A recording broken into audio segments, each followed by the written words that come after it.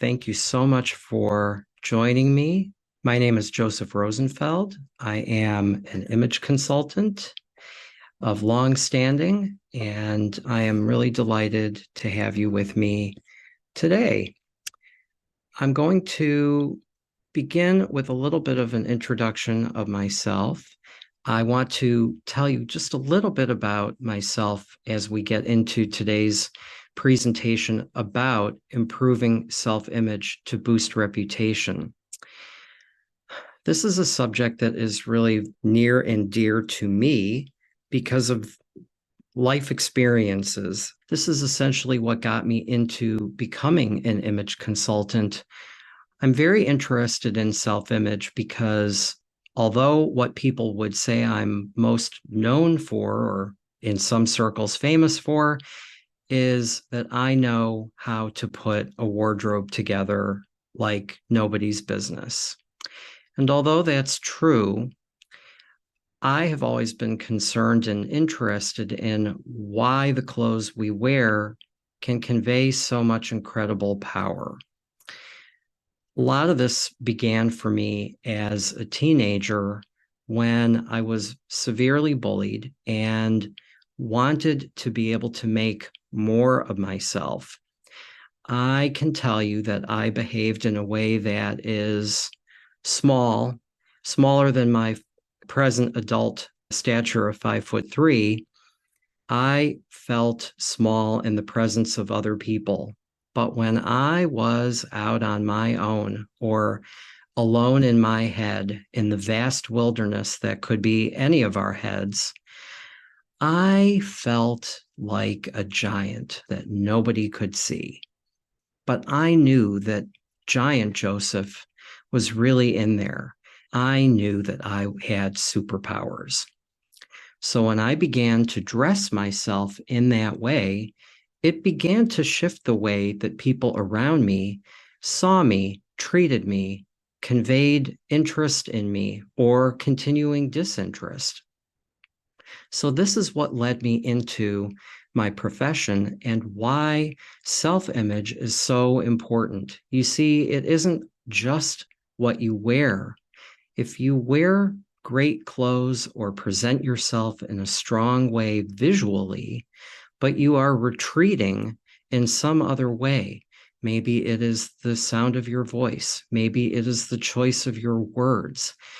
Maybe it is your body language. In some way where you could be retreating, you create cognitive dissonance in the eyes and sensibilities of the onlooker or the observer or the person who's co-sharing space with you.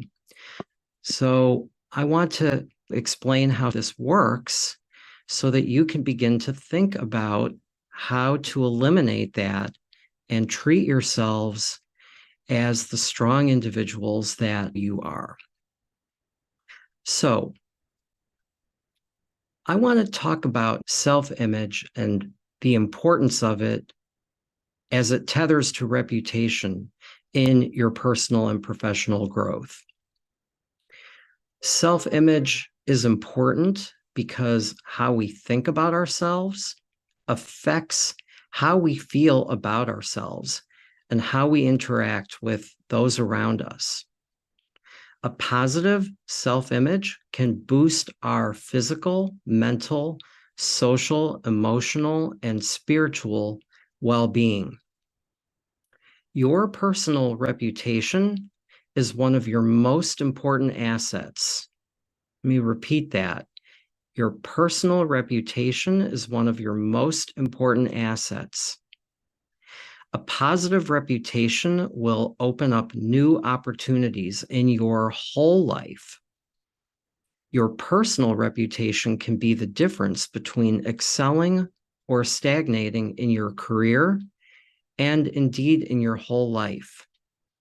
I know a little bit about this because it's not only my profession, it has been my personal lived experience, and I am still living that experience. I have learned a lot, and that's what I wanted to drive home today. How you feel about yourself drives your energy that you put out into the world. The way people read your energy is what defines your reputation. So if you want a better, stronger reputation, take a good look into your self-image and watch how a lot of things shift.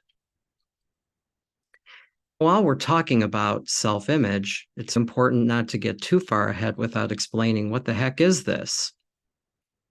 Interestingly enough, self-image was first mentioned in a book titled Society and the Adolescent Self-Image that was written by a man named Morris Rosenberg in 1965.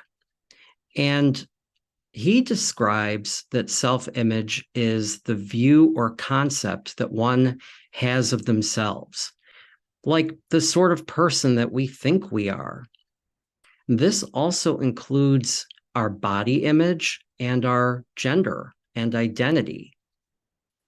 Self-image consists of what you perceive to be or think of yourself, what you perceive that others think of you, and the way you would like to be, kind of like your ideal self. These thoughts can relate to your perceived physical appearance, your personality, skills, values, and principles, and a perception of how you fit into society's norms around even things like masculinity and femininity. Self-image and self-concept are two similar but distinct ideas, and I want to explain that because people often twist them around, even though they are kind of related. In general, self-image deals with how you see the concrete, measurable concepts of yourself, which is why things like physical appearance can be so important. But self-concept relates more to how you see yourself at an abstract level. And I love the ability to delineate between these two because as a holistic practitioner, I want to compel you to think about how to put the inner and outer senses of self together because they don't run on two separate tracks that don't run together. I mean, they run together. They are running parallel. And that means that they are working together to help make you who you are. And you can use what you learn about yourself from within to create more of that presence about yourself externally. So it makes it easier for people to connect with who you are. How you see yourself is vital because it affects your behavior, your thinking, and how you relate to those around you. People tend to respond either positively or negatively according to how confident you are. Your confidence in relationships depends on the image you have of yourself.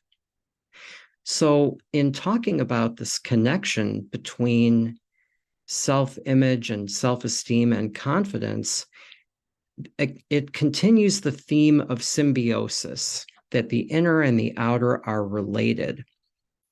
And I can tell you this from my decades of experience as someone who has dressed people, starting in my retail career in 1989 and going all the way into my image consulting career that has been my moniker for well over 20 years now. There are people who will have done a tremendous amount of work on the inside. And it can be an incredible paradigm shift to then give focus to the outside. Sometimes all that inner work doesn't necessarily manifest itself in a change that you can see unless you update the version of yourself that you can see. In fact, stop and think about this for a second. You are not the same person that you were 5 years ago. Think about that. You are not the same person that you were 5 years ago. Now, you may not feel any differently. You may not feel like you're older, or that your body is, slowing you down in some way. You may be going gangbusters. I can use myself as a little bit of an example. As a 54-year-old now, I have never been healthier or in better shape than I am today.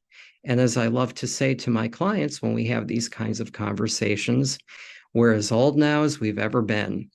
So if you can be in a place where you are feeling great about yourself and you're at the top of your game at this stage in your life, it goes to show that while you're not the same person that you once were 5 years ago, so much more has shifted than merely your fitness regimen or your diet or general things about your appearance.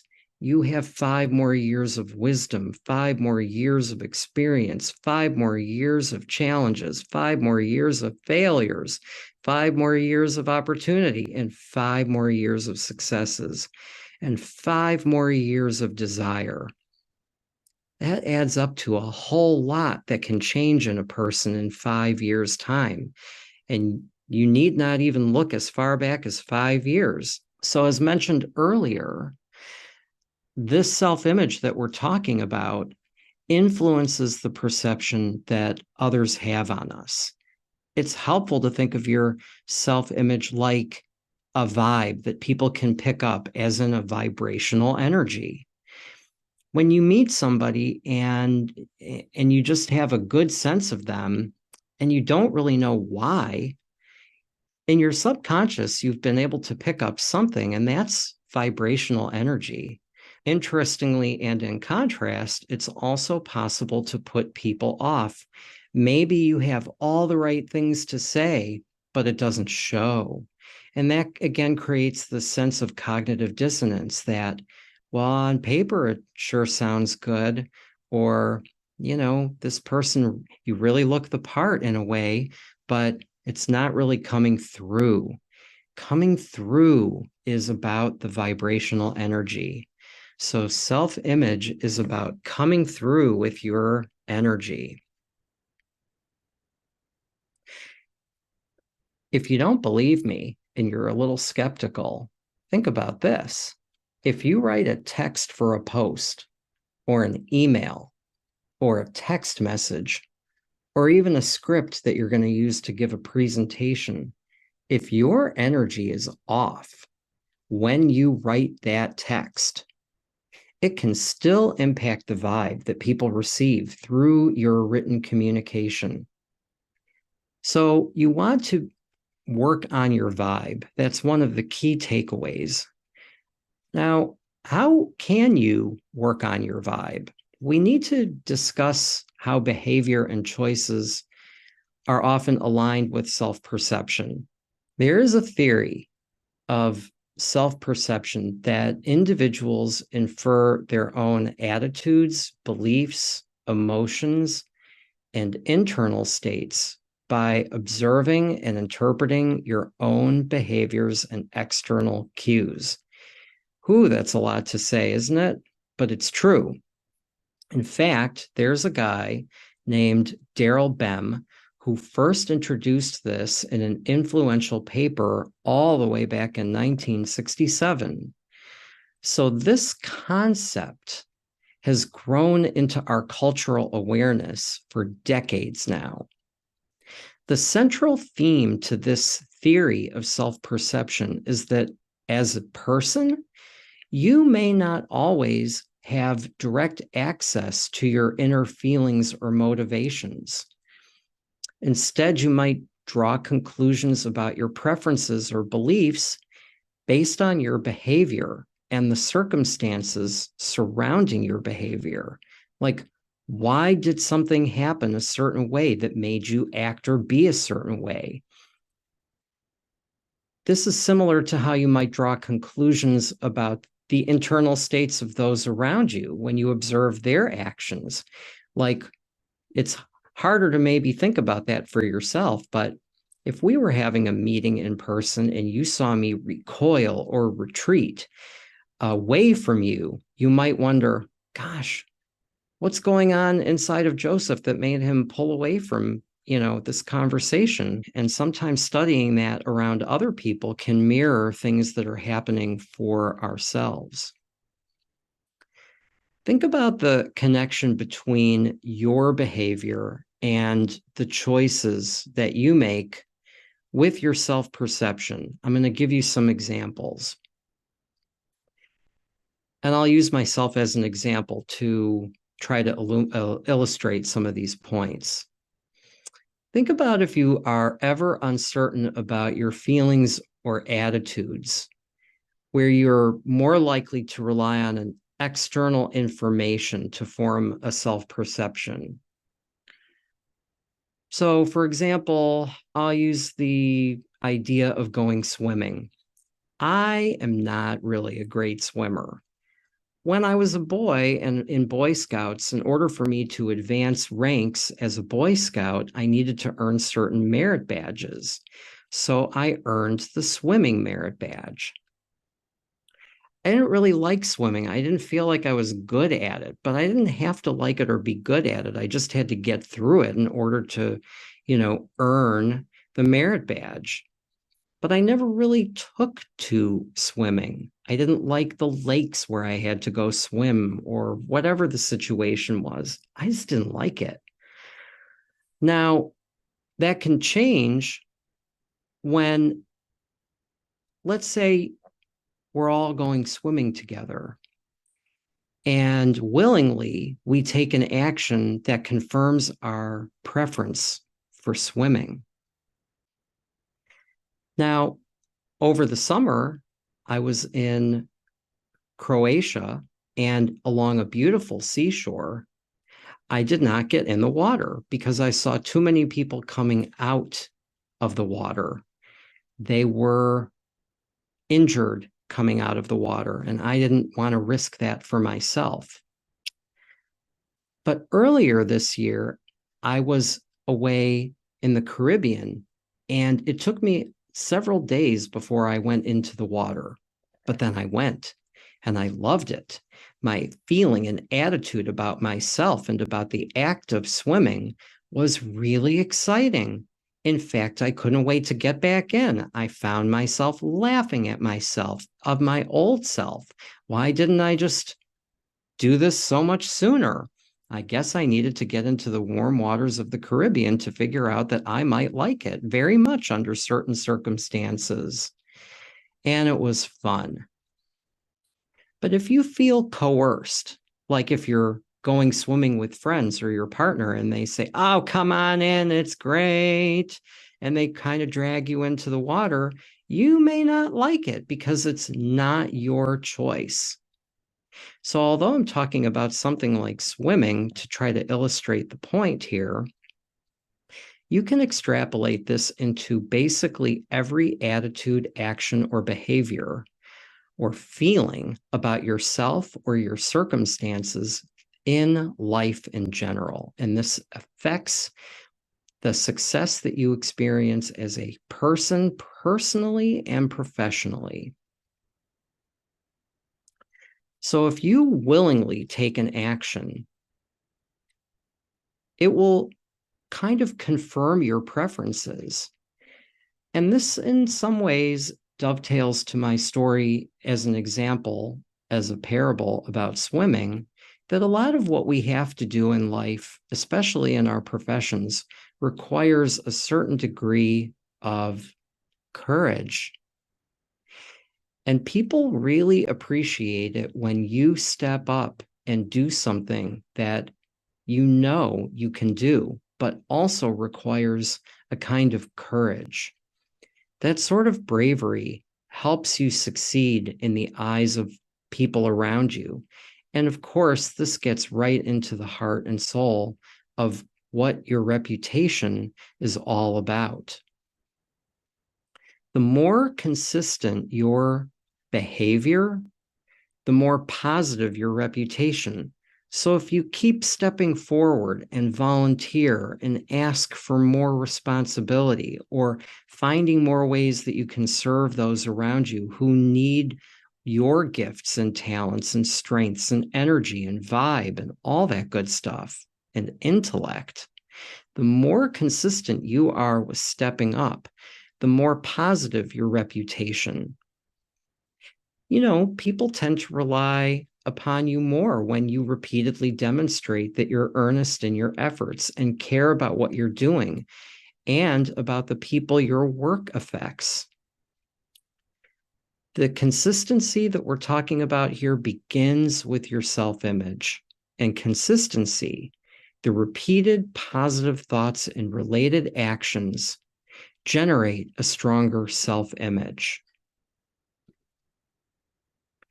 Now, I'm not going to get really into how to overcome a negative self-image in this course of conversation, but it's worth it to note that it's an important topic. It's an area in which I would consult my clients on an individual basis because one answer does not fit all.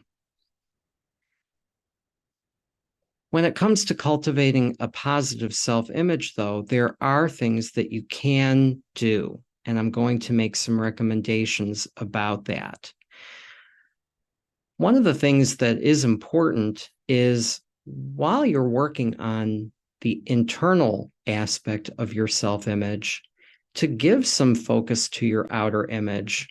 After all, when you see yourself a certain way, you can believe that you are that person. And if you can believe yourself to be that way, you can become that way.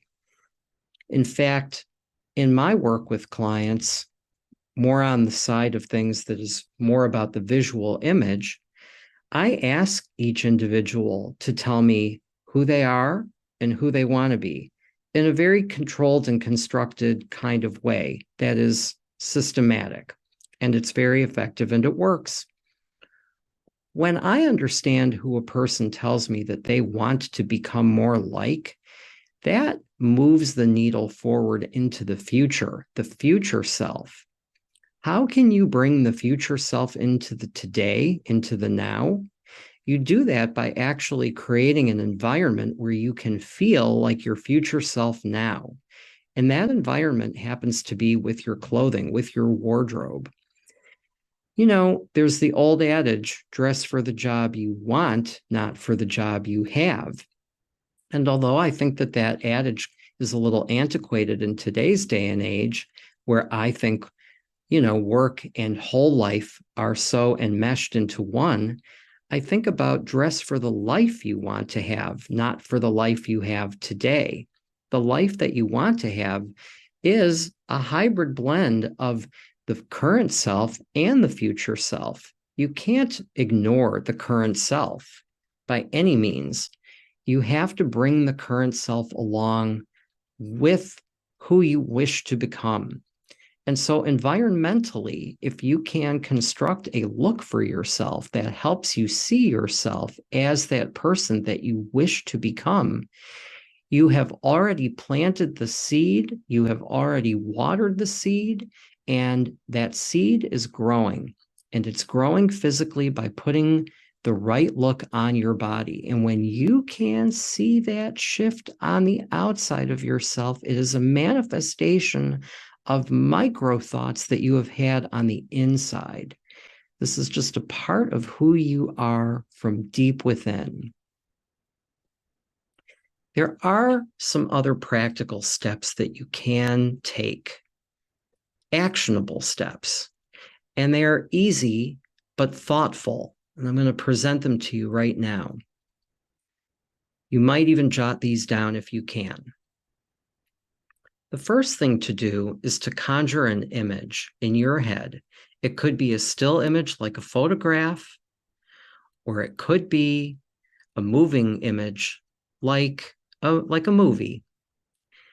And what you want to do in this case is think about, with that image, something off into the future that you would like to have happen, something powerful, something positive. A goal, an objective, a target, something you'd like to attain, something you'd like to reach. Just think about what that is. And then almost immediately think about the next step, which is to elicit the feeling that is associated with accomplishing what you just pictured. So this morning, I thought, I want to make sure that I deliver a high quality mini masterclass for all those of you who are here together with me so that you get good value for your time and that you can take something positive and powerful away from this discussion and move the needle forward for yourself. That was an image that I had in my head. It was nebulous because we can't see each other, but I know that I could look at my screen on LinkedIn while I'm sharing my thoughts with you, and I could see how many people are here, and I could see how many people are reacting and responsive to what I'm sharing. And I had that in my head. Now, I had a feeling associated with that, and that feeling was one of joy. Like, it's wonderful to be able to give away my smarts, what I know, my experience, a sense of myself. It's wonderful to be able to do that. And it makes me feel happy in the present moment of delivering this, as much as it was just to think about how wonderful it will be, it would be earlier this morning while thinking about what I wanted to have happen. Then you need to do a third step, which is what I did earlier this morning. Move your body. I went to the gym. And when your body is in motion, all the cells in your body are in motion. And if you could take all the cells in your body and infuse them with this image, imprint the cells in your body with this image of what you want to have happen, how you want to feel when it's happening, how you want to feel when it's over, quite frankly, and feeling a sense of completeness and accomplishment. If you could infuse your cells by moving your body, you're basically waking up your whole entire body and inviting all the parts of yourself to be with you on the journey of creating that image that you had originally conjured. In essence, it's a really positive feedback loop that you can give yourself to feel a certain way that is tethered to the outcome that you desire. And that by moving, you're really bringing your whole self along to the conversation, to the experience. And then, of course, you have to take the action step that is related to all of this, which is you have to show up and you have to perform. You have to be at that level that you had hoped that you could be at, which is exactly where we're at in this conversation right now from my very personal perspective. And so after you've done all that, you have to do it again. You have to absolutely bring to bear who you are and what you're all about so that if you're doing one of these audio sessions and it ends, that can't be the last one you ever do. You have to do a lot more of them for a whole lot of reasons. If you're going to do something, it should be because it brings you joy. And doing something that brings you joy makes you want to do more and more and more of it, no matter what, without condition. And when you are hoping that you can make a positive, powerful, and lasting impression upon other people, which has to do with today's subject around your reputation, you can't just do it once and think, well, that's it. You have to do things over and over again. And I don't only mean that because it's part of marketing if you have something to market about yourself. In fact, this is about how you generate a reputation. So think about what you can do over and over and over again that impresses people because you're working from a place of joy and from passion and from your skills. your talents, and your gifts. When you can operate from places like that, you are operating from unbelievable strength because you have a wellspring that is limitless from this type of strength. I have a pretty cool way of getting a snapshot of your self-image so that you can shift your self-image incrementally over time. It's one of the ways in which I really want to be able to help more people develop a stronger sense of self-image. Again, I'm known for working on this outer part, but you can't only work on the outer part and not think about the inner part. I had to work with someone in Miami a couple weeks ago who I would describe as being a person who was coerced, perhaps, into working with me because it wasn't this person's choice. And this person was very cagey about the whole idea. And we had a conversation. And then I showed up at the person's condo and he let me in and we had to talk all over again. I knew that I had a short amount of time to work with him that was being shortened even further by his questioning, what the hell am I doing there? Well, it didn't matter how much time I had or didn't have. I had to do something that was more important than anything, which was not to serve my need to get things done. It was to serve him. And he needed to have a clear understanding of why working with me would help move the needle for him at all. I could tell that this is a very high functioning guy. And I knew that he was behaving with such incredible skepticism. He wanted out. But we had a really nice conversation. I had nothing to sell him. He had nothing to buy exactly either because that part was already done. But what I had to do was develop trust with this individual and make sure that he understood that I was there to help him have his back. I know that he is an individual who truly felt like he would rather be invisible. He doesn't want a lot of attention. And I could understand why. I got him to explain to me certain things about his background, and I certainly could empathize with him and told him so. Then I also said to him, I believe that works for you in certain circumstances, but there are times when you need to be more collaborative with people. And if you close everybody off that you need to collaborate with, this is going to cost you more opportunity than you can know. And so we ended up having quite a robust conversation about this. And before you knew it, we were sitting down to do what I was there to do, which was to analyze his colors for a color profile and to profile his style so that I could then get to work on creating a wardrobe for him. And before I left his condo, I had been welcomed into what I consider a person's inner sanctum, which is their closet. And I got to see what was there. And because he allowed me the opportunity to work with him, to profile him, he let me in to see what he owned, which then became a way of understanding and confirming who he is, who he no longer is, why he has the things he has had.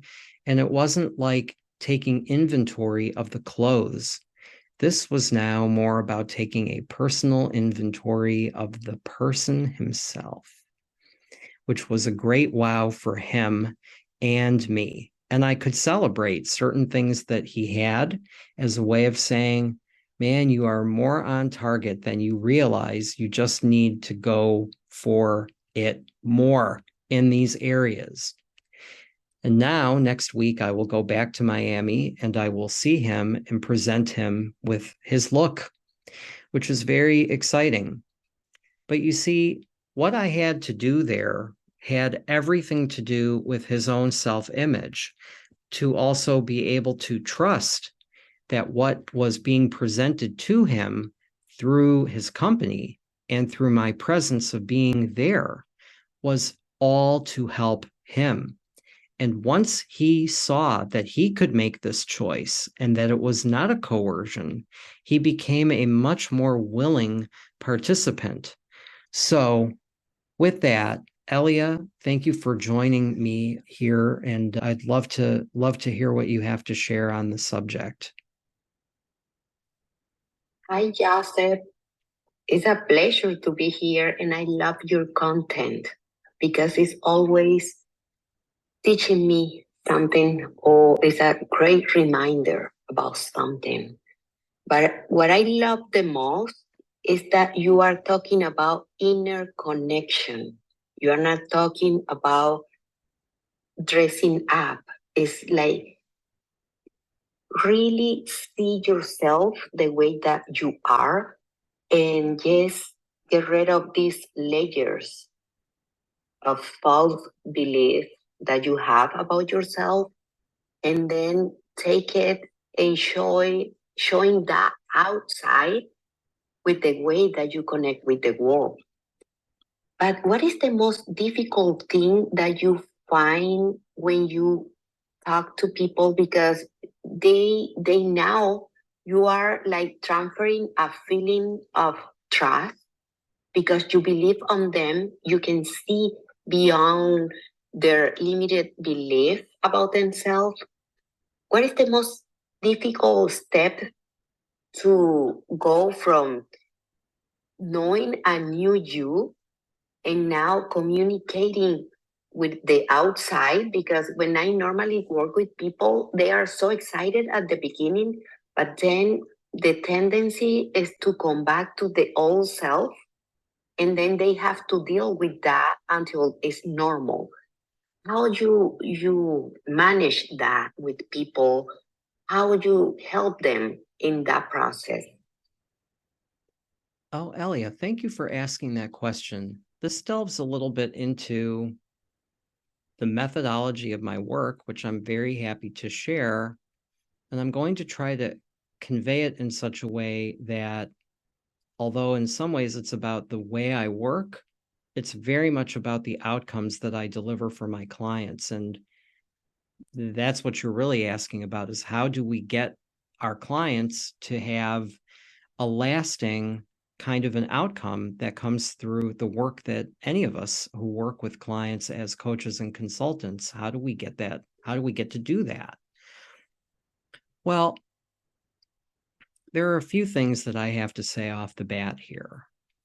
One is I cannot work with anybody who I could not love. And I mean that in an unconditional sense, like unconditional love. Like, I will do the best I can to help you. I am not here to judge you. I may be evaluating you on certain things, but I'm not judging. I'm here to love on you. It's not sexual, not romantic, not platonic even. I'm not trying to be everybody's buddy. This is very much about humanity, the love of humankind. So, and quite frankly, there are some people who rub me just the wrong way. They are giving off a certain kind of vibe that is way too tentative for the deeper kind of work that I do, that we're not a good match. And I'll tell them so with love, of course, because it always has to come from a caring place. From the place of unconditional love, then comes trust. I have to tell my clients how you see yourself is true. It's as true to you as you know it to be at this time. When I was 40, I went to see a new doctor when I was living in the Silicon Valley. My doctor was a sports medicine doctor, and I was just beginning to feel my way into physical fitness. And I like the fact that he was a sports medicine doctor. And one day I went to him and I said, Dr. Blue, I feel something is going on inside of myself and I want to check it out. And he taught me such a great lesson with his response, which is no one knows your body like you. So no one knows your spirit like you. No one knows you like you. I can't come in and say, well, I just took one look at you and boom, I know you. There may be a lot that I will get right because I have developed skills and like a sixth sense about knowing people by being able to see them, but that doesn't mean I know it all.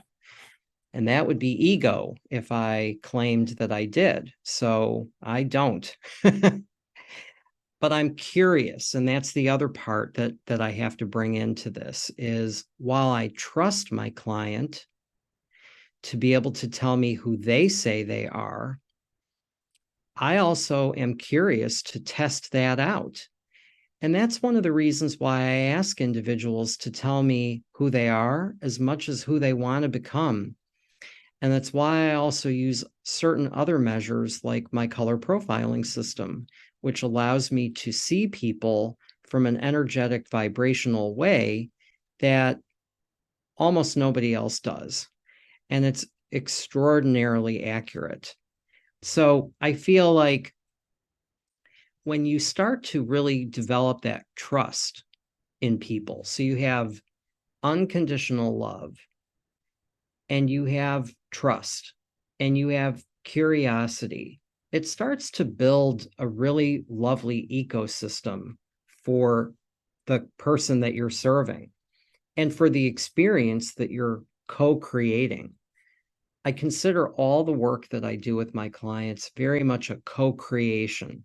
I don't get to do anything to help somebody unless somebody volunteers to allow themselves to subject themselves to be seen by me in a certain way that I am uniquely gifted at seeing a person.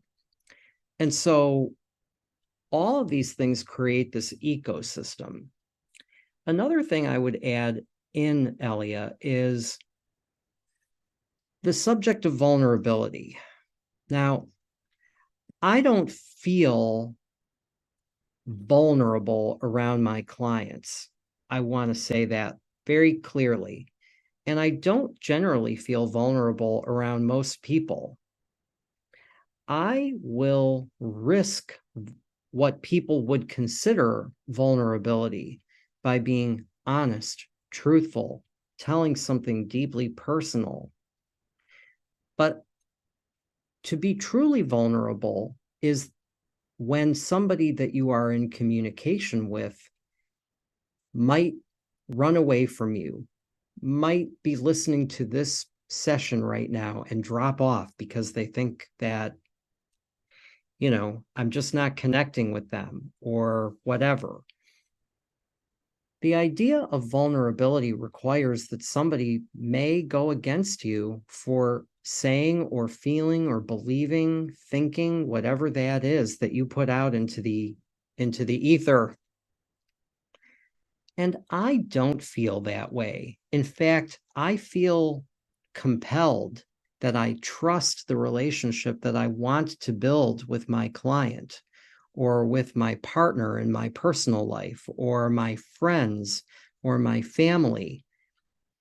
Just because we are connected doesn't mean that we couldn't go deeper, that we couldn't have a stronger bond, that it couldn't be a more robustly honest kind of a bond and connection.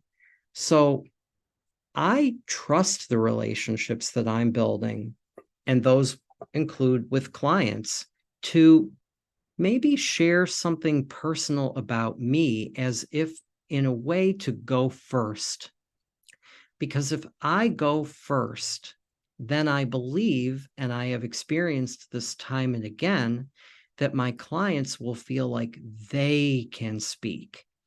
Because often my executive level or high-powered lawyer clients, believe it or not, don't always feel so confident in the relationships that they have with people, that they can tell the truth, that they can be honest, that they can share fears that they have, or concerns, or worries, or big challenges that could become opportunities.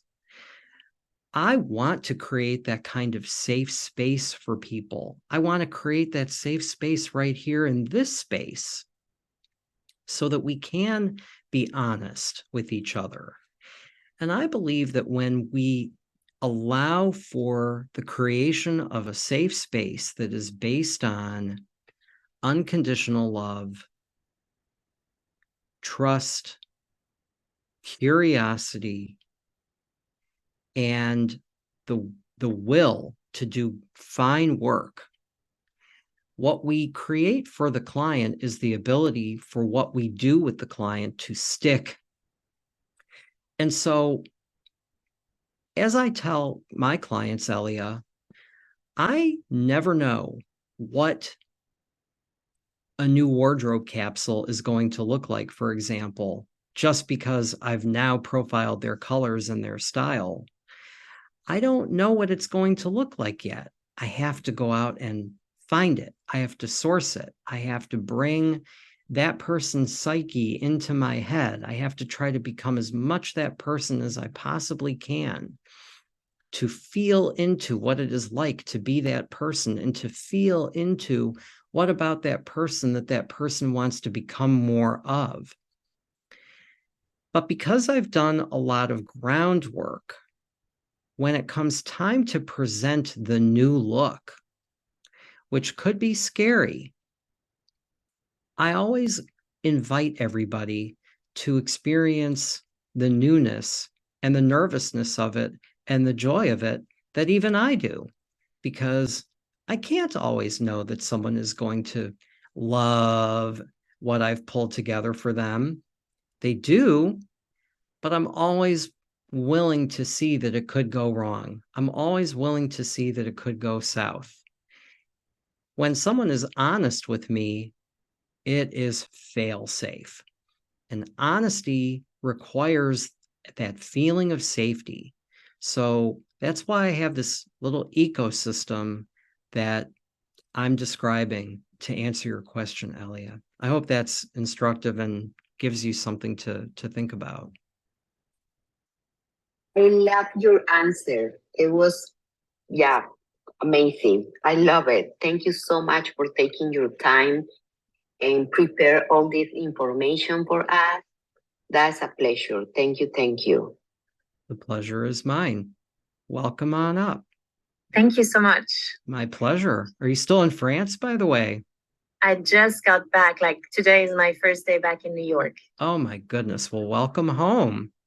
Thank you. I thought to ask you, with everything that you've shared, I understand how organic and thoughtful the process is. And when you're on your own, sometimes it feels overwhelming to think of the whole like style. So is there any advice on like a daily habit that can help us feel that we're making progress in a way that's satisfying, so that we start to have a relationship with the style that can build up to, okay, I'm ready for the next step? Sure. Thank you for asking that question. And I love the fact that your question is a little tangential to today's topic, but it is related. And I'm going to address that because it's a fine question, especially since that's my job as an image consultant. You know, if you're, without having to hire me to help you, I think one of the things that you can start to do, at least on your own, is to examine the patterns of what you own and what you gravitate toward wearing. So in the morning, when you go to your wardrobe and say, hello, wardrobe, what do you have an overarching tendency to wear? Even if it ends up being the same thing, like we get into habits or ruts in a way, why is it that? Is it just, and to examine why that's happening? Is it just because it's easy? Is it because, you constantly are washing that item and it's the first thing in your closet that you see all the time, and so you just keep going back to it? Does that conjure up a feeling of safety, security, protection? Is it just that it's comfortable, you don't have to think about it? Is that akin to being like a uniform in some way? But also then to think into the day and the days when you're wearing that same item or that range of items. Are those items or item, is it helping you to be more connected to the effort that you're making? Is it helping to bring more of your brain power to bear? That there is a cognitive relationship between what you wear and how you concentrate, how you focus. As a very brief example, I right now am wearing a sport coat. You can't see me, but I am wearing one and the rest of my ensemble on top of it all, because it was important for me to bring to bear the voice of authority. And I feel more relaxed without a jacket on, especially at times when my authority is being relied upon. Like, you're here to hear something that is good. You're not here to hear something that is blathering and random and whatever. So being able to dress a certain way helps to create a kind of presence from within that then you get to share outside of yourself. So I would start off, and it's a little thing, but it's a big thing, Flo, that if you start off by looking at what you have and why you gravitate toward those things and what is it doing for you, and then to also think, but what is it not doing for me? This is where you can begin to see where you have the opportunity to grow. Maybe you have other items in your wardrobe that you're just not going to often or often enough or at all, but you have the thing or things, and that they could be tools out of your toolbox as a wardrobe that are helping you achieve so much more for yourself than maybe the same old, same old. And maybe there is a time and a place for the same old, right? So that's the invitation here, is just to examine those trends and see how they are working for you and how maybe they are not. Do you think that you could do that? Is that a helpful insight? I find that it's incredibly thorough how you responded. Just even the first thought that you shared, just saying hello wardrobe. Because I'm looking for something playful and not daunting, and yeah, it's an analysis in self-knowledge, but you've just shared so much and I took copious notes, so thank you for that. It's my pleasure. Before we end with your thoughts, we don't know each other well. We both live in New York City, but we have yet to meet in person, just for the record, just to share with everybody who's listening in.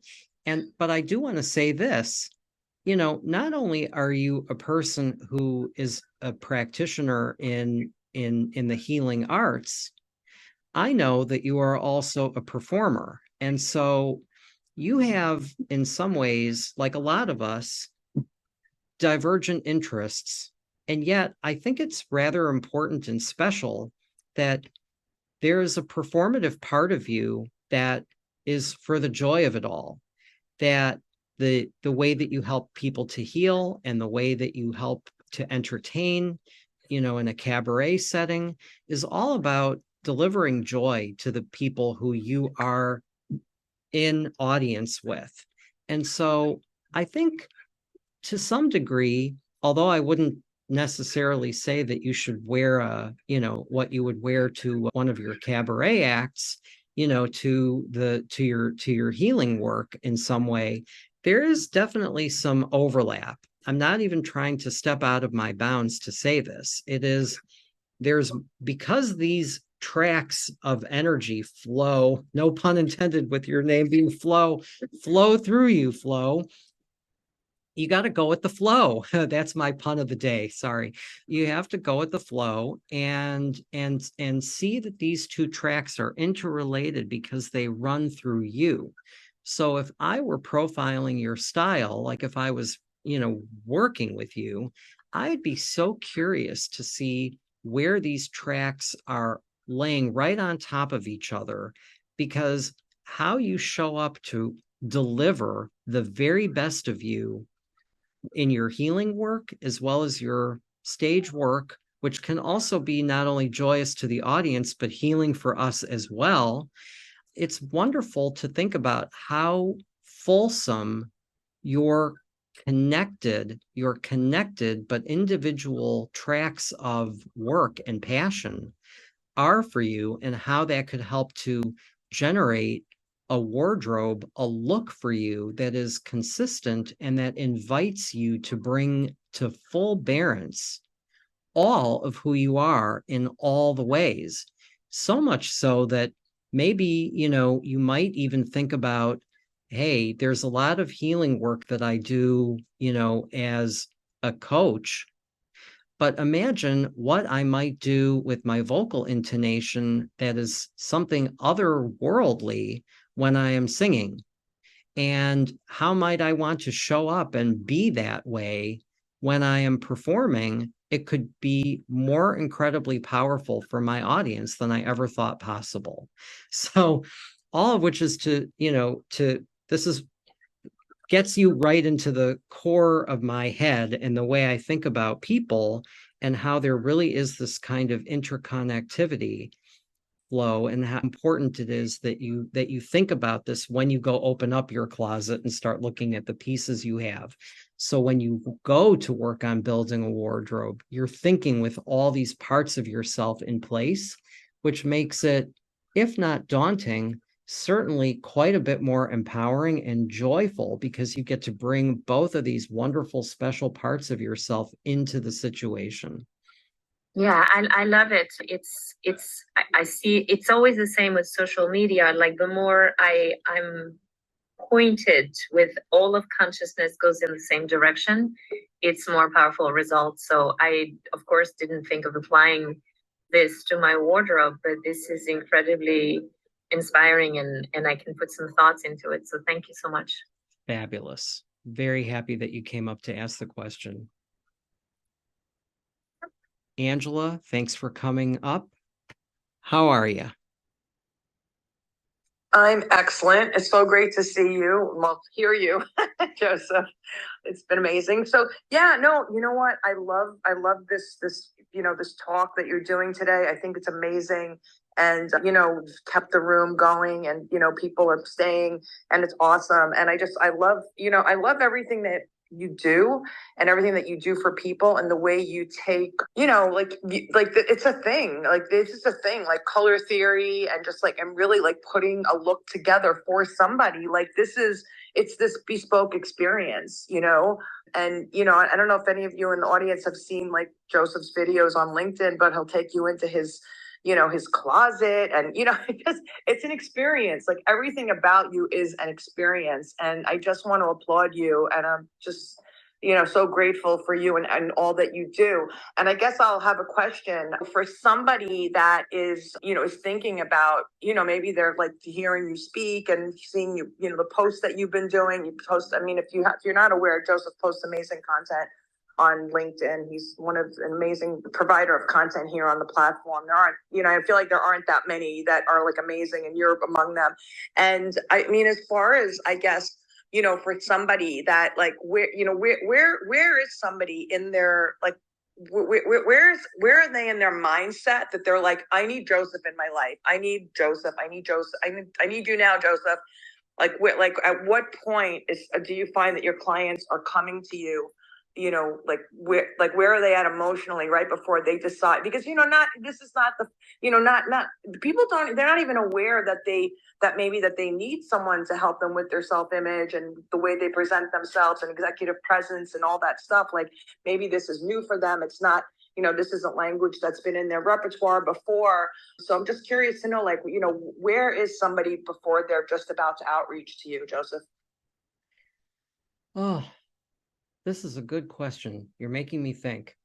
Thank you for that, Angela. And really thank you for your beautiful endorsement. That's really quite lovely to receive that. And I thank you for all of that. Here's the thing. When new clients come to work with me, before I can call them a client, we have conversations and I learn a lot about them. But it is interesting. There's a reason why they're all coming to me, which is that they want a look. They want the right kind of wardrobe. They want to tell the right messages, something along those lines. But I also conducted surveys of my longtime clients over the years during the pandemic. I asked every single one of my longtime old clients, why did they really hire me? And it honestly came back to one central point: confidence. The first few times I heard this, I thought, well, these are the anomalies. What I came to find out is that no matter how well skilled people are, no matter how their CV is chalked up and, they had all the right things going on, no matter how much experience a person had. I had a person who grew up through the ranks working for one of the top Fortune 5 companies in the world today, who spent his entire career at that company and came to become a boss of hundreds of direct reports and still wanted confidence. In fact, this particular individual said to me upon reflection, I didn't want style. I didn't care about clothes until you came along and made me care about them, which brought us to chuckles. He said he wanted confidence. The thing that's interesting is that he, like all the other clients have come to me, wanted confidence through style. They wanted to convey a kind of confidence. So I break confidence down into two parts. There is outer confidence, which is what you want to project to the world around you. But then there is a kind of inner confidence that I liken to self-assurance.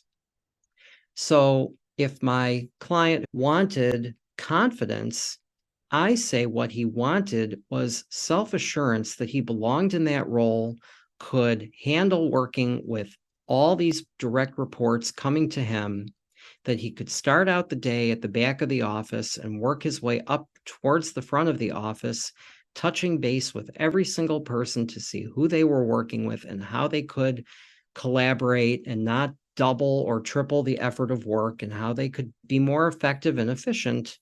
What a great manager to be that personable and to care so much about the way he was showing up so that he could be a magnet for all the people that he worked with. This is just one out of really dozens of examples I could share, but it's one that came to mind immediately. We think we want confidence, but there's a way that we want confidence to show up for those around us.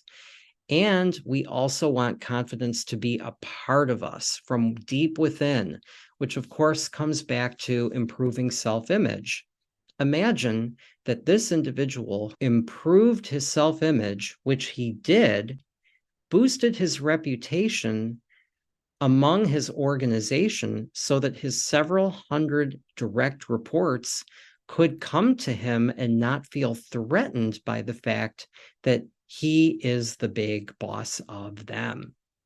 It's very powerful. So I think somebody has to come to me at a point, Angela, where they are doing a lot of self-exploration and they know that there is something about the way they're showing up on the outside that needs shifting, that needs some growing up, needs some maturing.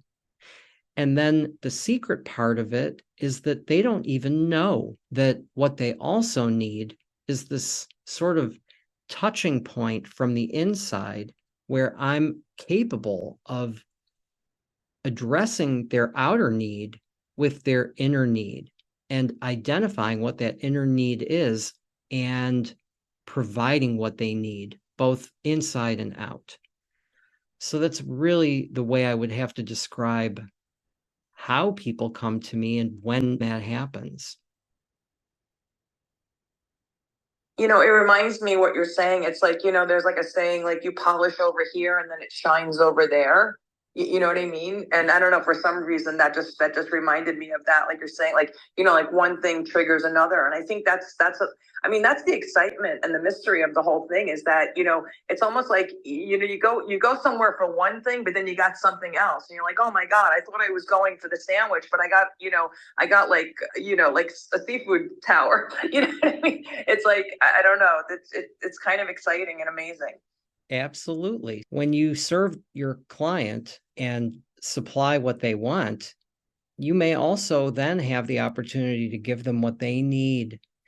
And that is where value add comes in. And because I have a remarkable experience and track record in my work over these decades, I know that people need more than what they say they want. I've watched a lot of my clients excel and soar to the top of their potential, which makes me happy and brings me a lot of great joy. And it's wonderful to be able to share that. I just want to say one last thing. You know what? Just hearing you speaking, Joseph, it feels like, to me, it's like a psychic change is what happens. It's like it's a psychic change. That when you said that, I was like, yeah, because all of a sudden it's like this psychic change happens, and like you said, people behave differently, they act differently, they embody this whole other thing that allows them to excel in their work, and this is something that they wouldn't even, like, it's like you don't know what you don't know. It's like that kind of thing. It's like, wait, you mean if I did this and this and this and this and I could get that? Like, that's pretty amazing. So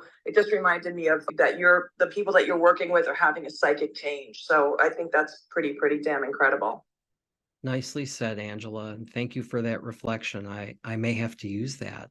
It is true that there is a shift that happens inside of a person for sure. And that's what I want to see happen. I want to see that we are all growing, shifting, and evolving into the next and better version of ourselves. Otherwise, the efforts that I will have made are unfulfilling for me. And perhaps in a very selfish way, I want to be fulfilled in my work. But most of all, I have a fiduciary responsibility to my clients. I owe them the best that I have on their behalf. And that is why the ecosystem that I was describing earlier to answer Elia's question is so integral to how I work, that kind of process and what kind of environment I set up to generate success and positive outcomes is very matter of fact in the way that I set things up. So I really appreciate that, Angela, so much. It's really quite lovely. Thanks for having me. Oh, my pleasure. Thank you so much for being here. I look forward to the next one of these, which I endeavor to do coming up in the near future. Have a beautiful, beautiful day. Take care.